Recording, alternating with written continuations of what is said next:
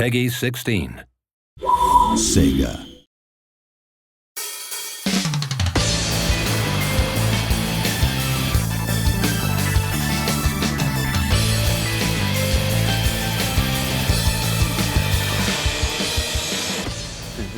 I joined Sega in 1993, so I'm going on my 19th year. Sega and Namco were the two giants back then. I applied to both, but just happened to interview with Sega first. I joined Sega a year before Osaki in 1992, so I'm in my 20th year. So the one project we worked on together side by side in the early days is Daytona, USA. And since then, we've been a team. We constantly ask ourselves the question, in combat, what feels good? How does it feel? And I think the response has changed over time. To put it simply, we want the player to feel the character's pain. For example, when you do a roundhouse kick, your opponent goes in air. That body is pretty messed up with its face looking one way and the body facing the other direction. In real life, that would never happen. We were convinced that those motions would enhance the overall experience and increase the level of satisfaction when playing. That was and still is important to us. At the time when developing VF1, the number of polygons we were able to use was very limited. I mean, compared to what's possible today. The foundation was very poorly made. But our challenge was to create a realistic, human-like character and use the most amount of polygons ever used in a game at the time. Before Akira existed, I was working on a character called Seba. I liked him. He had a very unique look. Then one day, Seba disappeared and he was replaced by this character named Akira, wearing a white martial arts uniform. The only plausible explanation I can give is because Suzuki-san was really into Hakkyoku-ken at the time. I was told he replaced Seba with Akira because Seba ranked low in our playtest results. Rather than balancing the roster of characters, we put more emphasis on the elements that would make the characters cool and fun.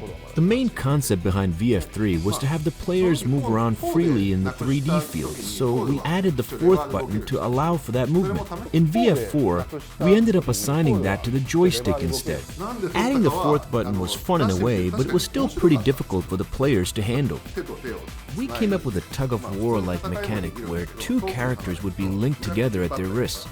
For example, when they're far apart, one would be able to snatch up the other, or you would shoot your opponent up in the air. We actually spent a significant amount of time and worked on it, but it didn't make the cut. One of the reasons why we didn't include Taka Arashi in VF4 is the motion system. We simply weren't able to express the character in the ideal manner. Another reason is we were pushing overall for a fast-paced, speedy game for VF4, and his character, due to his size and movement, felt somewhat out of place. We added him back in VF5R, and by that time, the technology we had supported the motion we wanted to express. So kind of like what I have here, my chubby belly and whatnot, we were able to create better movement for this large-size sumo wrestler. But the animation used for Taka Arashi's shadow when thrown is different from the other characters. Obviously, because he's a heavy-set character, we wanted to make sure that was expressed, and we created his own animation set for him. That itself was pretty challenging. When working on VF4, we just didn't have the workflow in place to create it. But by the time we got working on VF5, we had the right technology, and giving special care and treatment just for Taka Arashi wasn't an issue.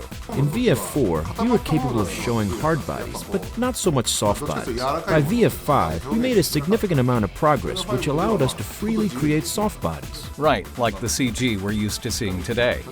But I can't think of anything where I felt so strong about something and didn't make a game. As a team, we would come up with various concepts and ultimately decide which ones fit the game. With characters and stages, I don't think we stressed too much over which ones to use. It was a pretty straightforward process. In the end, we wanted to make sure our characters and the moves were easy to understand. So, for example, Jai Kundo, Chinese Kempo, professional wrestling, and having a very well-built male character, a female character, and so on. Well, the good news is that this console release will be exactly the same as the last arcade version. It's actually a rare occasion because in the past, the overseas version of the games were a slightly older version of what was running in Japan. So I hope everyone is ready to take on the challenge.